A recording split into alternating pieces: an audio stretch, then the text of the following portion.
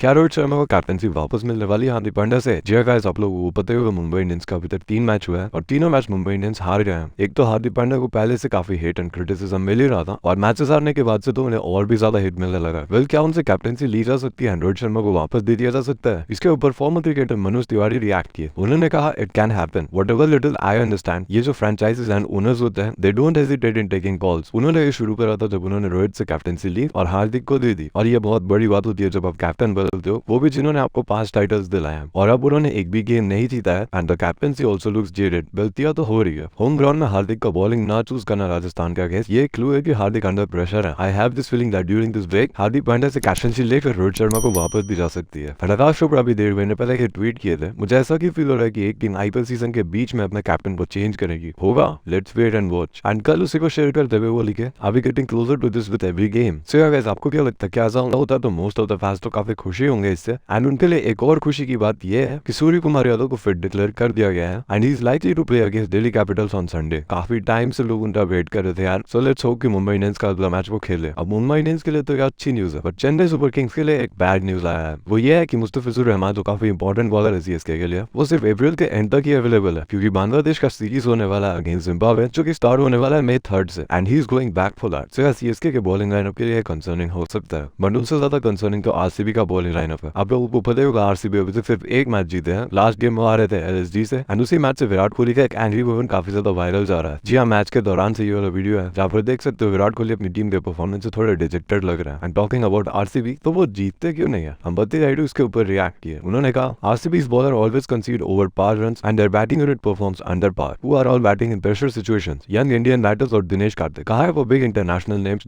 Pressure लेना चाहिए। वो कहा है और I back in the dressing room. Basically वो यहाँ रेफर कर रहे हैं महिपाल लोमरोड को, who has come in impacts up in few games and उन्होंने स्कोर किया था 230 प्लस के स्ट्राइक रेट पे। एंड आगे वो कहे 16 इयर्स सेम स्टोरी रही है आरसीबी के साथ। जब प्रेशर होता है, no big name is ever found standing. सारे यंगस्टर्स परफॉर्म कर रहे हैं and all the big guns bat at the top order and they whip off the cream from cake. और यही रीजन है जिसकी वजह से टीम आज तक आईपीएल नहीं जीती है। बढ़िया, हम लोग बात कर लेते हैं कल के मैच के बारे में। आप लोगों को पता होगा कल था match between KKR and DC. Match के फाइनल ओवर में ईशांत शर्मा काफी बढ़िया विकेट लिए थे। आंद्रे रसल थे स्ट्राइक पे और ईशांत शर्मा एक बहुत ही भयंकर ऑर्डर फेंके थे जिसकी तारीफ कल से सभी कर रहे हैं। सच में भाई वो ऑर्डर इतना सही था कि आंद्रे रसल उस बॉल आउट होने के बाद भी अप्रिशिएट करते हुए जा रहे थे वापस। बढ़िया फर्स्ट इनिंग्स काफी बढ़िया रहा था एंड केकेआर काफी ह्यूज टारगेट दिए थे दिल्ली को। उन्होंने 272 रन बनाया था which is the second highest score in IPL history now and that's the first time हुआ इन एन आईपीएल सीजन कि 2 बार 250 प्लस रन स्कोर किया गया एक ही सीजन में। भाई साहब 2024 में क्रेजी रिकॉर्ड्स टूट रहे हैं। बड़े मैच के सेकंड इनिंग्स में ऋषभ पंत की तरफ से काफी अच्छी बैटिंग देखने को मिली। उन्होंने 55 रन बनाए इन 25 बॉल्स एंड इससे पहले वाले मैच में यालोगा वो चेन्नई के अगेंस्ट 51 रन भी मारे थे। उन्होंने अपनी दोनों 50 टेबल टॉपर्स के अगेंस्ट ही लगाया and hopefully it's a good sign for his comeback. बढ़िया, इवेंचुअली केकेआर ये मैच को जीत लिए थे एंड ऐसा पहली बार हुआ है इन दी आईपीएल हिस्ट्री कि उन्होंने अपने पहले तीनों गेम्स लगातार जीते हैं। गौतम गंभीर जब से वापस आए केकेआर काफी बढ़िया खेल रहे हैं। क्या इसका क्रेडिट हमें गौतम गंभीर को देना चाहिए? मुझे कमेंट्स में जरूर बताओ।